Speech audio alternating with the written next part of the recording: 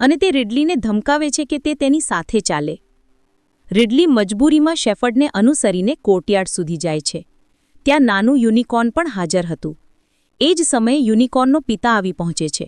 એ ખૂબ ગુસ્સે અને બદલો લેવા માટે તૈયાર દેખાય છે. પરંતુ જેમ જ તે રિડલીને જુએ છે તેમ તેમનો ગુસ્સો ધીમે ધીમે ઓસરવા લાગે છે. તે રિડલીની નજીક આવે છે અને તેના પગ પાસે ઘૂંટણીએ બેસી જાય છે, જાણે તેને તેના પર પૂર્ણ વિશ્વાસ હોય. શેફર્ડે તકનો લાભ લીધો. તે તરત જ આગળ દોડ્યો અને યુનિકોર્નના પગમાં દોરી બાંધી તેને કાબૂ કરવાનો પ્રયત્ન કર્યો. રિડલીએ તેને રોક્યો અને કહ્યું કે તે ખૂબ મોટી ભૂલ કરી રહ્યો છે અને તેને આવું ન કરવું જોઈએ. પરંતુ હંમેશાની જેમ શેફર્ડ તેની વાત સાંભળતો નથી. તે ગર્વથી કહે છે કે તેને ખબર છે કે તે શું કરી રહ્યો છે અને કોઈ તેને રોકી શકતું નથી.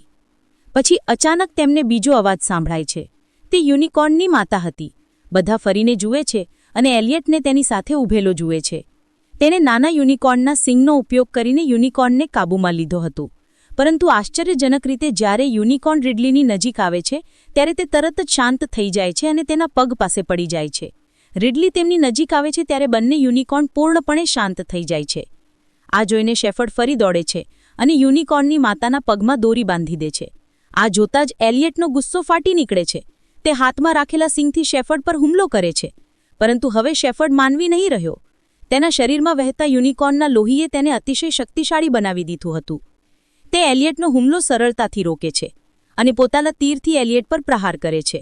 એલિયટ જમીન પર પડી જાય છે અને રિડલી ગભરાઈને તેની તરફ દોડે છે. તે જોરથી રડવા લાગે છે કારણ કે એલિયટ ભારે ઘાયલ હતો અને ખૂબ લોહી વહેતું હતું. પરંતુ તે કંઈ કરી શકે તે પહેલાં શેફર્ડ ફરી હુમલો કરવા તૈયાર થાય છે. તે યુનિકોર્નનું સિંગ ઉઠાવે છે અને એલિયટને પૂર્ણપણે મારી નાખવા આગળ વધે છે. એ જ ક્ષણે યુનિકોર્નનો પિતા દોરીમાંથી છૂટી જાય છે. તે પોતાની પૂર્ણ શક્તિથી દોડે છે અને પોતાના પગથી શેફર્ડને જોરદાર લાત મારે છે. શેફર્ડ હવામાં ઉછળી જાય છે અને નીચે પડીને તુરંત મરી જાય છે. હવે એલિયટ પોતાના છેલ્લા શ્વાસ લઈ રહ્યો હતો.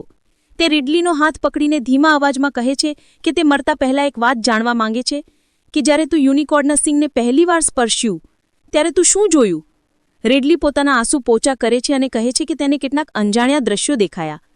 તેને લાગ્યું કે યુનિકોર્ન તેને કંઈક બતાવવા માંગે છે. તેની ઉત્પત્તિની વાર્તા, તેની દુનિયા અને તેનું દુઃખ. એ પણ સમજાવે છે કે દ્રશ્યોમાં તેને પોતાની માતાની યાદો દેખાઈ હતી. એવી ક્ષણો જે તેના પિતાએ ઘણા વર્ષો પહેલાં ગુમાવી દીધી હતી.